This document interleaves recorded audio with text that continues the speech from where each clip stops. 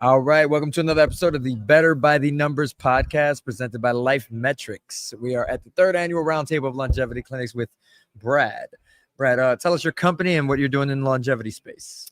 Yes, I'm CEO of Circulate Health, which is the largest outpatient distributor of plasmapheresis services, in particular therapeutic plasma exchange in the United States. So we did a large trial that was published in May of this year, looking at the impact of therapeutic plasma exchange on health span. And since then, we've just been growing and servicing clinics around the world really now to provide the service at the most affordable cost available. Nice. Okay, where have y'all expanded to? I mean, well, where did you start and where are you looking to expand to, I guess? Well, we started in the United States. We've now expanded into Mexico and a couple other foreign countries. So we're all around the U.S. now at about 26 U.S. clinics. And then we're just getting into international expansion in the last 6 months. All right. When did you start this company? We started commercializing in May of 2024. Wow. Okay. So it's not that long ago. Okay. And what have you found, I guess, throughout your testing? What are some, what are some case studies, I guess, that are you're most proud of? Well, I mean, the Circulate trial is the largest trial in plasma exchange and health span. So we published that in Aging Cell. It's peer reviewed. So we're really proud of that study, obviously. We're not stopping there, though. We'll be releasing data on a variety of aspects of the human exposome in the coming years, looking at a variety of toxins and the impact of plasma exchange on toxin reduction. So that'll be really exciting. We've got some big announcements in January. Some other papers we'll be announcing in January, which will be a really nice addition to what we've already published this year. Wow. Okay. All right. And what brings you to the Roundtable? I guess Roundtable. What are some of your biggest takeaways so far that you found that could help you with your company here? Well, we don't have our own clinic, so we're providing the services for existing longevity clinics around the world. Okay. So we sit within their clinics and provide the quality management, the nursing, the machines, supply chain management. So we really work with all the leading clinics around the world to provide the service to support them.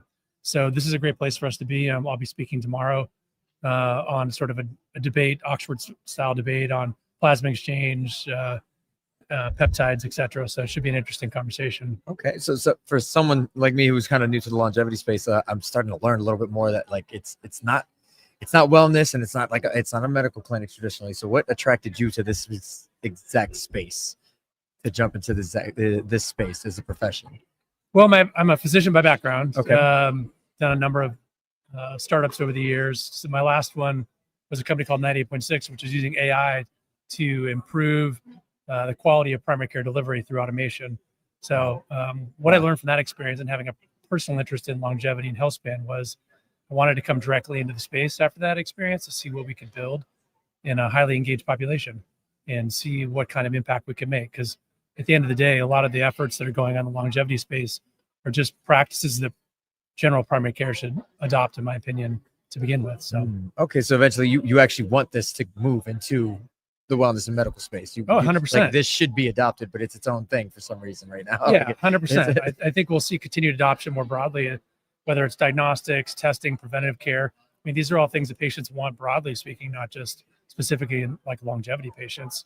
So I'm excited as the community grows, as the science grows, and things are more broadly accepted as standard practice, that these will be available to the general patient population across the world. Are you having any trouble, I guess, convincing traditional doctors, traditional medicine that this should be adopted? Is there some pushback at all?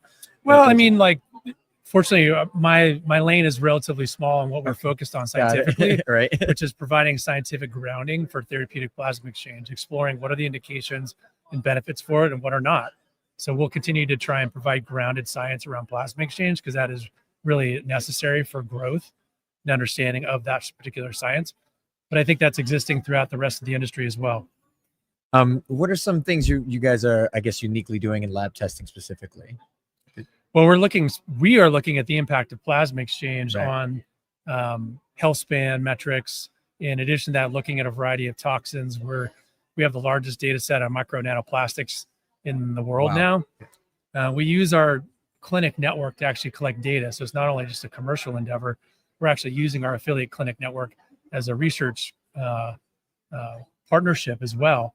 And so we're going to publish a paper in the first quarter of next year And we're just putting the physicians of these clinics on the paper with us because they're contributing members to the science. Nice. Nice. So I guess a lot to look forward to, I guess. Yeah. What are you looking forward to the most? I mean, the exponential growth of the industry is amazing to see. So new science, there's new molecules, there's a lot of conversation around, what are good diagnostics and preventive care. Really interested to see where full body MRI goes the next few years. Really interesting science there. And it seems like it's going to be getting broader adoption as a preventive tool. So I'm excited to see where it goes. Nice. All right. And how can we find you, by the way? How can we find you and what you're doing, and how can we find your paper? Yeah. Well, if you go to circulate.health, that's Okay. where the company website, all of our research is published on the website. And that's probably the easiest place to find and pull down the paper. All right. Thank you for joining us at the Thank you. Better by the Numbers podcast, presented by Life Metrics. Brad, thank you for joining us. Thank you. Appreciate it.